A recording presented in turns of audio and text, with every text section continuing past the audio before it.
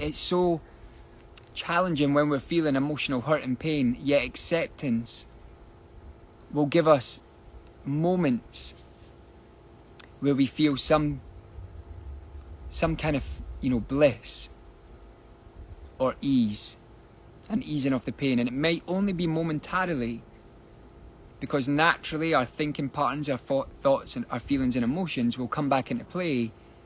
But the more we remind ourselves to accept, the quicker, the more likely we are to heal.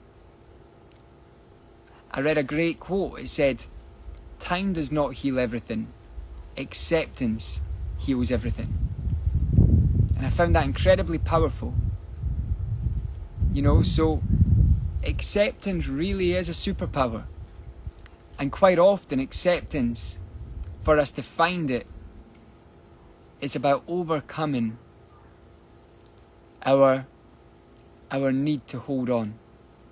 It's about overcoming our attachment to how we thought things should be, must be, or any expectations of ourselves in a situation, and then allowing ourselves to surrender and trust that through acceptance we will find, like I said, a deeper connection to the truth of who we are.